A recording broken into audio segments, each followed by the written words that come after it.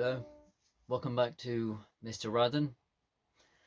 For this video, I'll be talking about self-help books and if they really can help with OCD. Now, what you need to bear in mind is that there are millions of people across the entire globe who have their own OCD issues, and OCD comes in very different forms. I have two books that I bought and read through a while back. This one is called Brain Lock: Free Yourself from Obsessive Compulsive Behavior, and this one, Breakthrough from OCD: Overcoming Obsessive Compulsive Disorder with CBT. Now, plenty of people have likely heard of CBT, which is cognitive brain therapy, which I've done myself. So I'll start with Brain Lock. What I'll point out for this book is that it talks about switching gears with your brain. That basically means that when you get an OCD urge, you completely ignore it the best you can.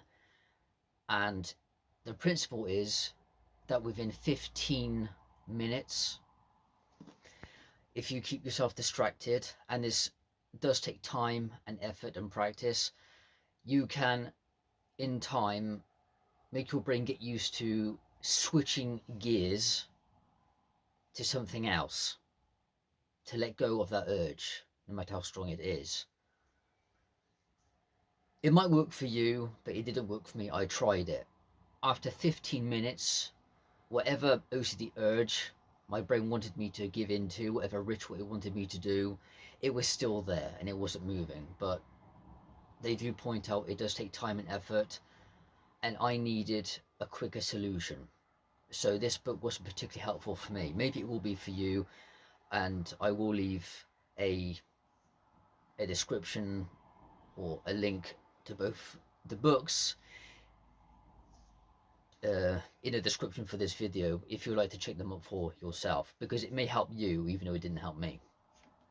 The second book, Breaking Free from OCD, or Breakthrough from OCD, this one is about cognitive brain therapy.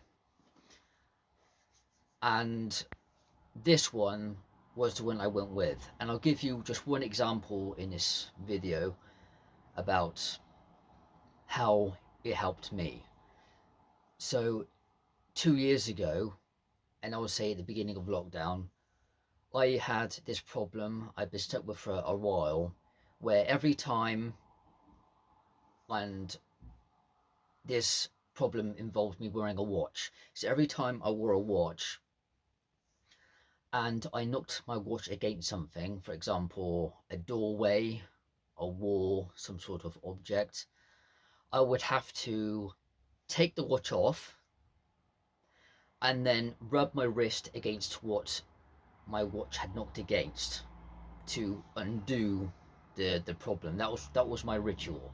Now you can imagine how irritating that problem was.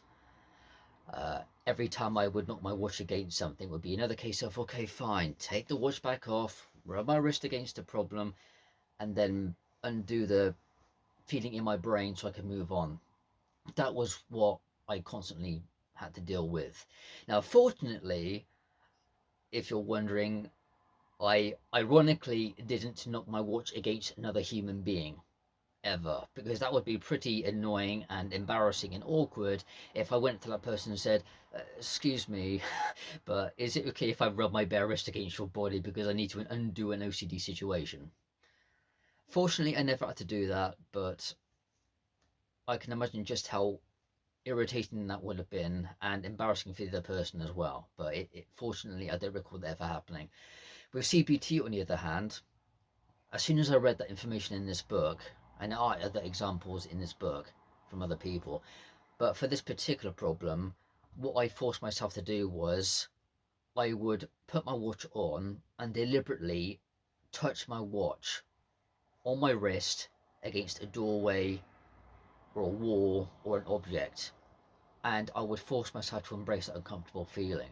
And it did actually go away, because now I wear a watch all the time.